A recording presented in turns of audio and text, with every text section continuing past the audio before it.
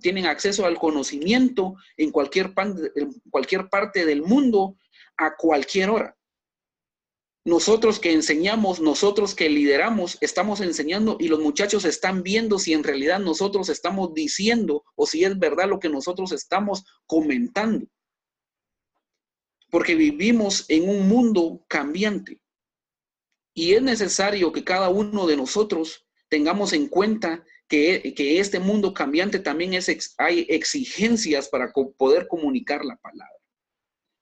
Los métodos también son necesarios, las herramientas también deben de ir mejorándose día con día y ver de qué manera nosotros podemos hacer también estos cambios en esos métodos y en estas herramientas. Nos vemos definitivamente muy desafiados a este mundo cambiante. Pero en este contexto del ultramodernismo, en esta exigencia que tenemos como jóvenes que trabajamos con otros jóvenes para comunicar el evangelio en el siglo XXI, vemos de que últimamente estamos viendo un paso que también la propuesta que tiene el tercer milenio es la biogenética. Y esto da resultado a que las personas actúen en ese tiempo de esa manera. Algo muy personal, algo que tiene que ver con que esté bien. Vemos de que ahora en este tiempo los chicos buscan una buena figura, las chicas buscan que tengan una buena figura y vemos que como que se quiere mejorar la raza humana. Entonces toda la publicidad que nosotros tenemos, toda la publicidad que nosotros recibimos en este tiempo, todo lo que se maneja en los medios de comunicación, todo lo que se maneja en Hollywood, tiene que ver con el estar bien físicamente, porque la propuesta que tiene este milenio definitivamente tiene que ver con esos cambios genéticos y de ir mejorando la raza humana. ¿Por qué toco este punto? ¿Por qué toco definitivamente esta parte? Porque la sociedad, nuestro contexto, nuestras generaciones actúan de acuerdo a lo que ven en los medios. Los jóvenes de este tiempo, si algo no sale en internet, si algo no sale en las redes sociales, si algo no sale en televisión, no es bueno. No tiene algo que dar a los jóvenes si algo no sale en los medios de comunicación. Si algo no sale en los medios de comunicación, si algo no sale en la televisión, no lo saca Hollywood, no sale en las redes sociales, esta generación no le interesa. A esta generación no le interesa. Entonces, esto tiene que ver y esto radica porque nuestros métodos tienen que ir enfocados y tienen que hacer mella y tenemos que ajustarnos también en algún momento, no al mundo, pero sí a la sociedad de cambios, a esta sociedad de cambios.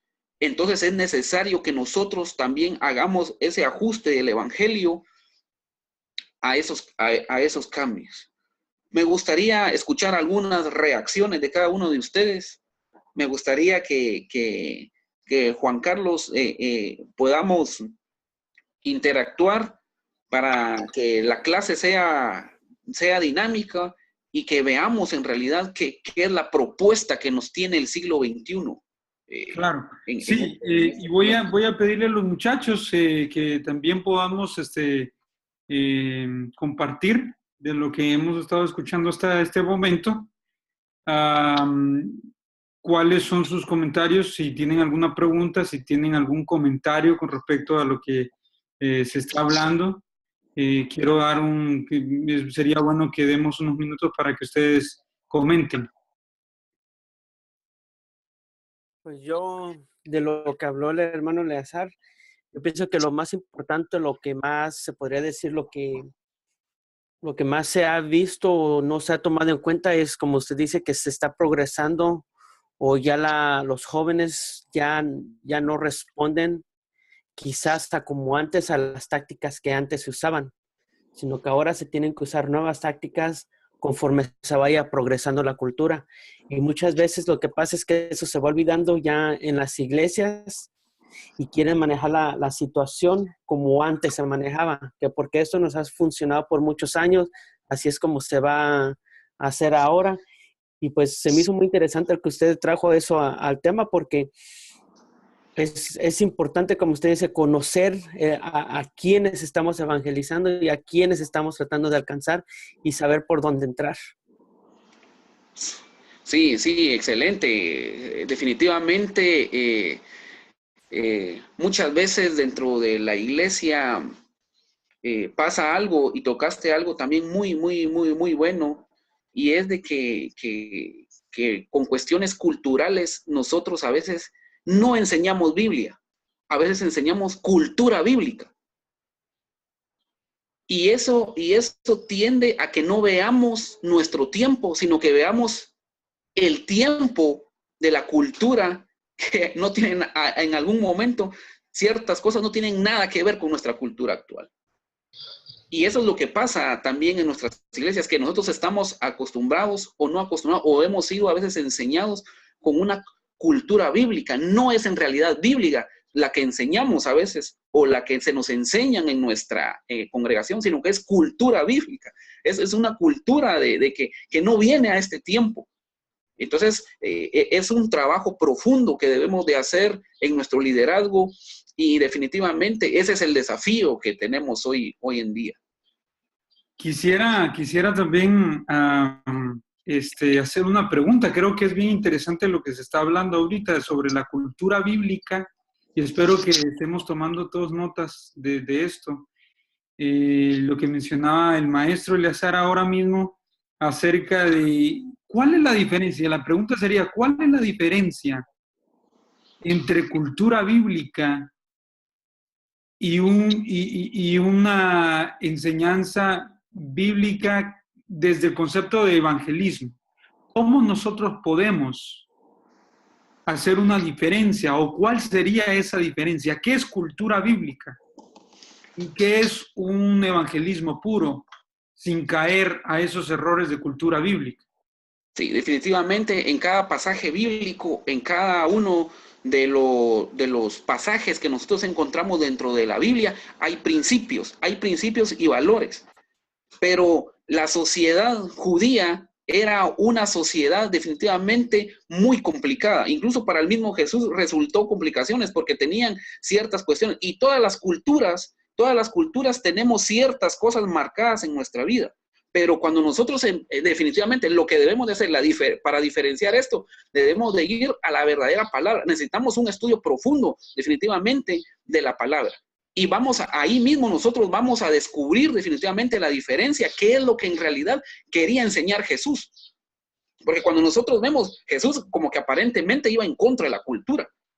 Era contracultura totalmente. Y Jesús dijo, no, es que yo no vengo aquí a evadir lo de la ley, sino que yo vengo a cumplir la ley. Y cuando nosotros empezamos a ver por qué Jesús dijo eso, porque cuando vemos a la cultura judía, Jesús era un fuera de serie. Incluso hasta los métodos de enseñanza de las parábolas y la forma en que Jesús lo hacía era totalmente contracultura.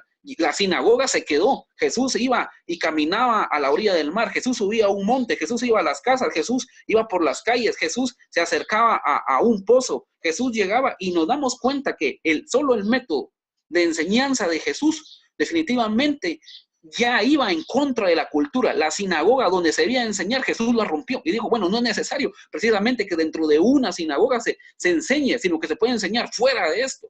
Entonces, ¿cuál es la diferencia? ¿Cómo nosotros diferenciamos definitivamente una cultura bíblica? Cuando nosotros vemos nuestro tiempo y la necesidad que hay en nuestro tiempo, y los pasajes bíblicos, qué principio nosotros podemos enseñar. Es algo, Juan Carlos, un tema sumamente muy, no tal vez complicado, pero que sí tiene su complejidad a cierto punto, porque cada uno de nosotros ve la cosmovisión de ver el mundo. De hecho, aquí estamos conectados y definitivamente estoy seguro que no todos son guatemaltecos.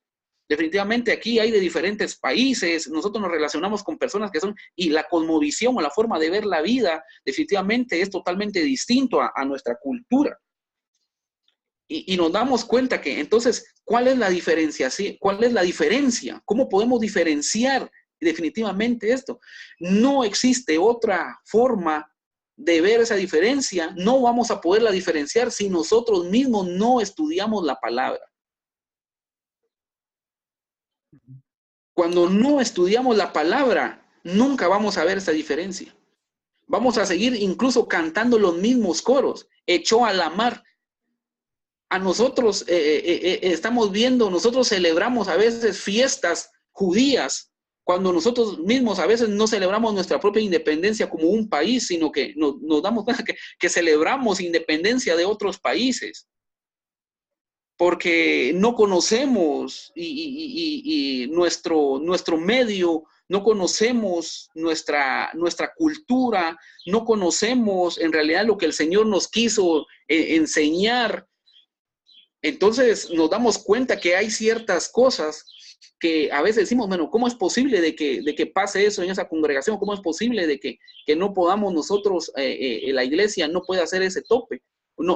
La iglesia tenga ese tope de alguna manera de pensar, por ejemplo, vestuario, incluso como mencionaba ahí César, método de enseñanza, porque no hemos llegado a la palabra y nunca vamos a diferenciar la cultura bíblica con en realidad Biblia si no estudiamos, Juan Carlos. El primer paso para comprenderlo definitivamente es estudiar la palabra. Y cuando nosotros estudiamos la palabra, vamos a ver la diferencia. Vamos a ver la diferencia, porque si yo te digo, bueno, es que dependiendo dónde vivís, así lo vas a ver, entonces vas a ver la diferencia. No. La palabra es aplicable a todas las culturas. Jesús vino a romper culturas. Y puede ser aplicable todo donde nosotros estamos. En la India, en África, acá en Guatemala, en Estados Unidos, en Europa, por muy moderna, por muy posmoderna, por muy ultramoderna, por muy atrasada que esté las generaciones o estén las comunidades, las sociedades, y tengamos una manera de pensar de retraso, por decirlo así, de todos modos, es aplicable la palabra. Entonces, ¿cuál es el desafío? ¿O cuáles son las circunstancias? ¿Cómo es la diferencia? No vamos a diferenciarla si no estudiamos la palabra. Y sabes, yo creo que mencionaba algo importante el maestro Eleazar cuando dice aplicar la palabra.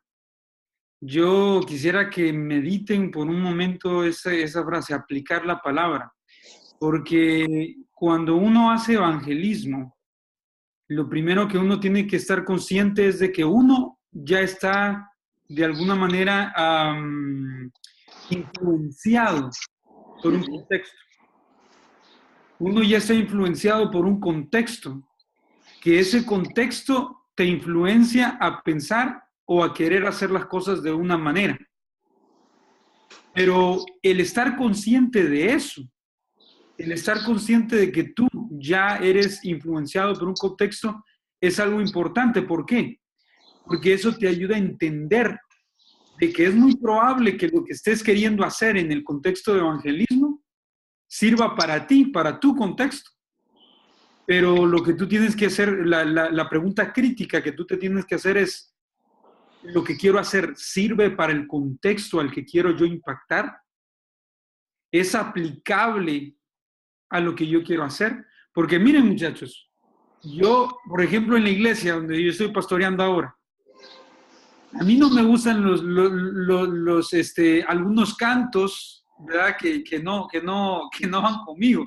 Claro. Pero yo tengo que entender el contexto de donde yo estoy para aplicar, no según a mi gusto o a mi contexto, porque yo tengo que entender que yo mismo ya tengo una influencia y tengo que romper con esa influencia, tengo que abrir mi mente y mi corazón. Como decía el maestro, no es de que vamos a tirarnos a otra doctrina o que vamos a empezar a quebrantar los principios y los valores centrales de nuestra doctrina y de lo que nosotros conocemos de la palabra, sino la palabra clave es aplicación. ¿Cómo vamos nosotros a aplicar lo que nosotros sabemos de Dios a un contexto eficiente y eficaz donde nosotros nos encontramos y a donde nosotros queremos llegar?